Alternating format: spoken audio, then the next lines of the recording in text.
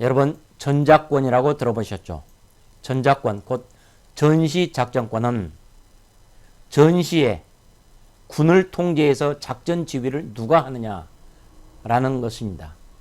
우리나라는 평시에는 한국군이 전작권을 행사하지만은 북한의 남침 같은 전면전이 발생했을 때는 주한 미군 사령관이 그 전작권을 행사합니다.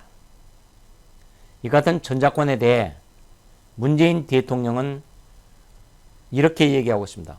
북한과의 전쟁이 벌어졌을 때도 우리 한국군이 그 전작권을 행사해야 된다. 그래서 전작권을 환수해야 된다. 이렇게 주장하고 있는 것입니다. 자, 그러나 보십시오. 북한은 핵무기를 가졌습니다.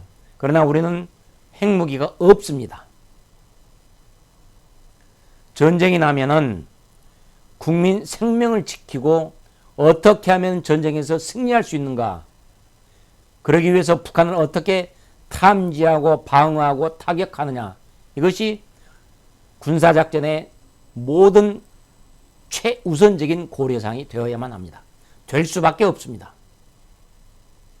이런 상황에서 북핵을 감시하고 억제하고 타격할 수 있는 것은 오직 미군만이 할 수 있는 게 우리 한반도의 엄연한 현실입니다. 사드, 정찰위성 모두 미군의 자산입니다.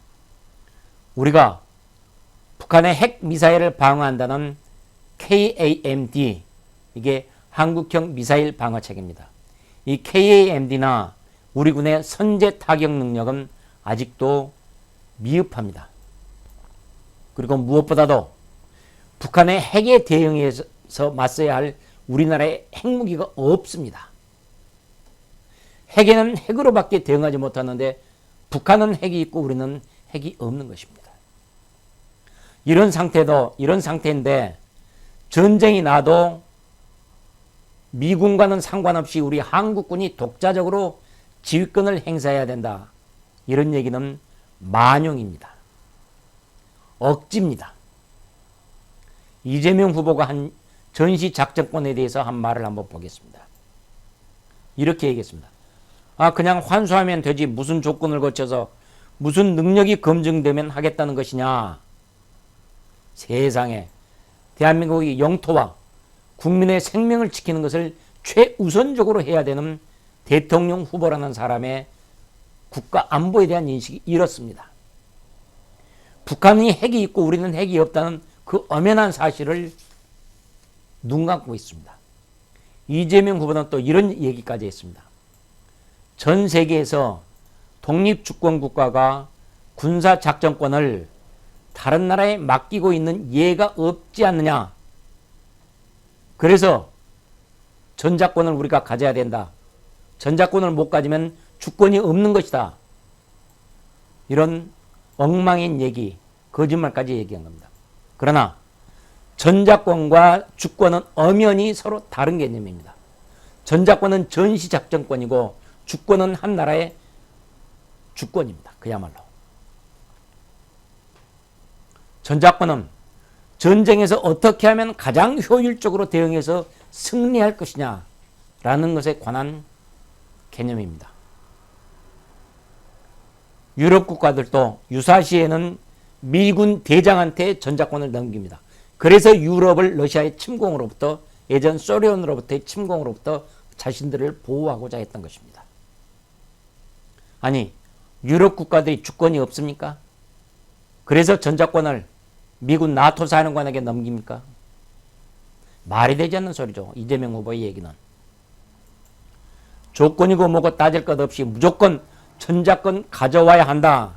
이런 주장은 대한민국의 안보를 파탄내는 매우 위험한 주장입니다. 전작권의 역사를 볼까요? 전작권은 6.25 전쟁 초기 우리 한국이 괴멸될 상황에서 이승만 대통령이 유엔의 요청해 가지고 전작권을 넘긴 것입니다. 나라를 지키기 위해서 어쩔 수 없이 유엔에 참전을 요청했고 그 권한을 넘긴 것입니다. 이승만 대통령은 이어서 휴전 후에 한반도에서 발을 빼고 떠나려는 미군을 붙잡기 위해서 방공포로를 석방을 했습니다. 이런 비상조치까지 취하고 하니까 미국이 화들짝 놀라가지고 한미 상호 방위 조약을 체결한 것입니다. 상호 방위니까 미국이 우리를 지키고 우리가 미국을 지키는 것이죠. 그러나 실제 국력의 차이에 있어서 한국이 미국을 지킨다는 것은 현실적으로는 그렇게 와닿지는 않는 얘기입니다. 어쨌든 이 한미 상호 방위 조약은 대한민국의 안보를 지켜내고 그럼으로써 우리 경제가 10대 경제 강국으로 성장할 수 있는 발판을 다듬어준 대한민국의 가장 중요한 생존의 조건이었습니다. 가장 중요한 국가 발전의 토대였습니다. 이처럼 안보는 대한민국 국가 번영의 기초입니다. 북한의 핵무기를 대응하는 데는 미군의 참여는 필수입니다. 그런데도 무턱대고 전작권 전환을 주장한다는 것은 우리의 현실을 외면하는 것입니다. 이재명 후보가 얘기를 한 것 들어보면 또 기가 막힙니다. 얼마 전 미상원의원, 작년이죠.